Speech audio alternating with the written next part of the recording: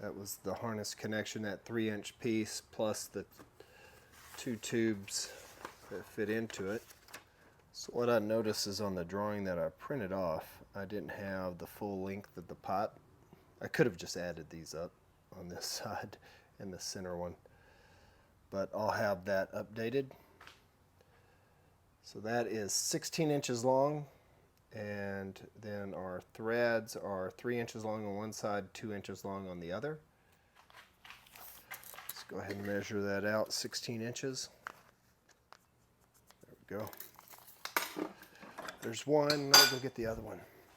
Measure this one too, just 16. There's 16.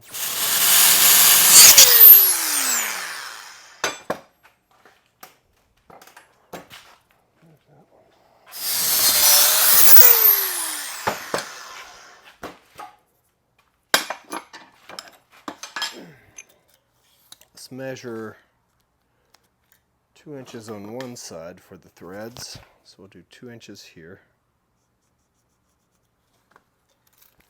And we'll do 3 inches on this side. This is going to create the threads on that 3/4 inch tube that we need. We're going to do 2 inches on one side. I need to mark that all the way around. We're doing 2 inches on this side.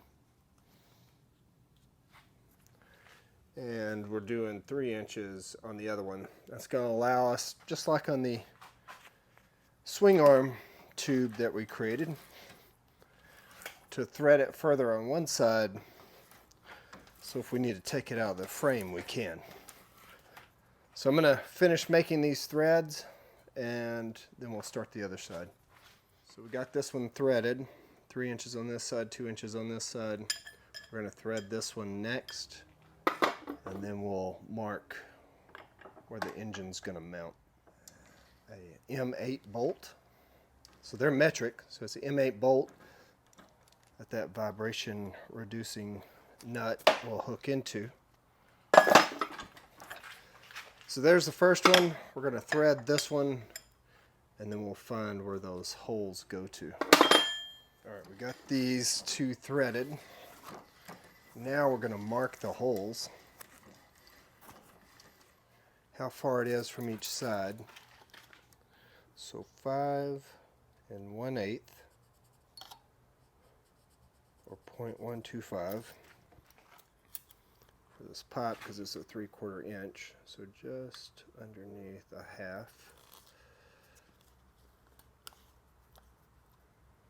Just marking that real quick so I can create a center line. So make sure I drill these holes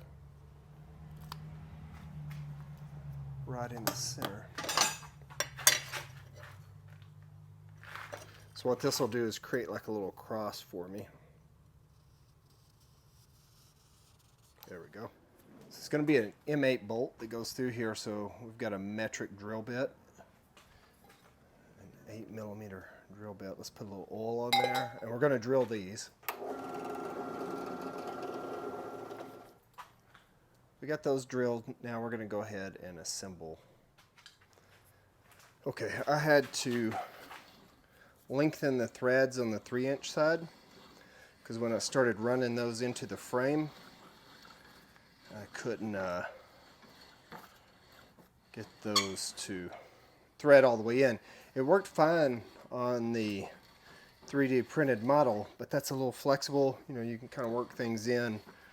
So we're going to adjust the length of these threads to 4 inches, and that should be enough. But the reason we don't have to thread these out is because we're going to run an M8 bolt through there, and it's going to go into the vibration resistant nut on the other side. Now, another option to assemble this is to take the other tube off, run these all the way down. So that's the end that goes on the swing arm, and I'll run it down until it touches those other motor mounts. Actually, I got to run this one down too.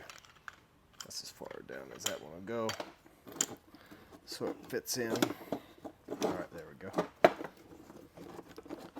So we got that one run in, and I'm going to do each one of those Running these down now, and they may get kind of tight depending on how well it lines up. I think what I'll do next time I make this, instead of using my drill press, I'll use my pipe notcher, because it should keep everything lined up.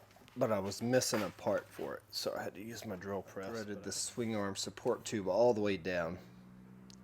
These almost all the way down, because if these are threaded down too far, you won't be able to thread your spar in. In fact, you could just leave the spar in, and that'll tell you where the stopping point needs to be. The only reason I didn't do that is I didn't want it to damage the threads. This is just a test piece, so it doesn't matter if this is not going to be the actual length, even though it is close to the length. What we have next, we're going to do the bottom front frame tube, and it's going to be 16 inches long too, and it's going to have a hole in the center right at 8 inches. All right, so bottom front frame tube will be the next one that we lead into.